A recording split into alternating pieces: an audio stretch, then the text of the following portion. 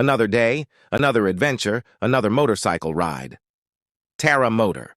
Papunta tayo ngayon sa Luisiana, Laguna, kung saan makikita ang isa sa pinakamalaking falls doon. After namin kumain ng breakfast sa tayabas ng Pancit Habhab, huminto kami sa Luisiana Twisties para tikman ang masarap na bibingka ng Laguna. Siyempre doon kami huminto sa original na si Aling Dory's since 1997.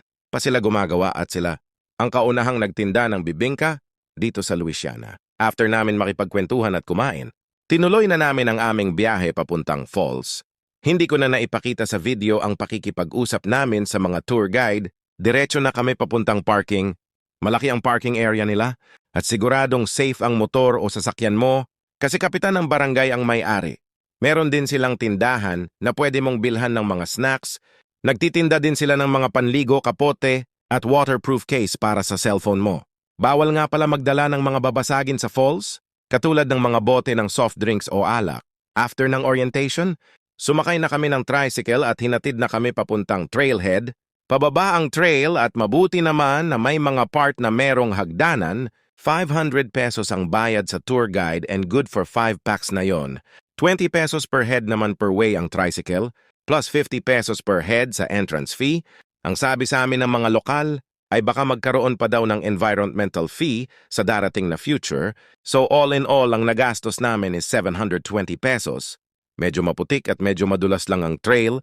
Dahil na din sa mga pagulan, narating na namin ang stopover o pahingahaan sa matarik na pagbaba. After namin magpicture sa pahingahan, start na ulit kami bumaba.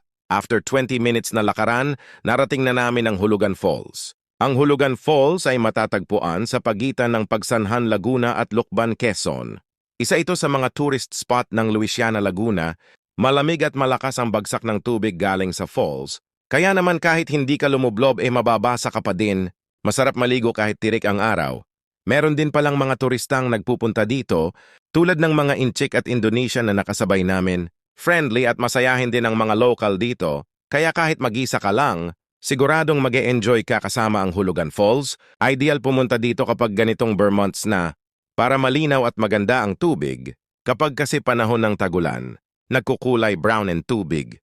Masarap mag-picture-picture dito, parang wala ka sa Laguna. 2 to 3 hours away lang ito sa Manila. Kung mahilig ka pa sa motore, siguradong mag-e-enjoy ka sa biyahe papunta dito. Ang Hulugan Falls ay may taas na 280 feet. Pinangalanan na hulugan dahil sa kwento ng mga matatanda na noong unang panahon ay may bumagsak na kalabaw sa naturang falls dahil natangay ng malakas na agos ng tubig. Ito din ang pinakabinibisitang lugar sa lalawigan ng Laguna. Masarap maligo dito, kaya ano pa ang hinihintay nyo? Ayain na ang mga tropa at puntahan na at enjoyin ang ganda ng Pilipinas. Tara, motor!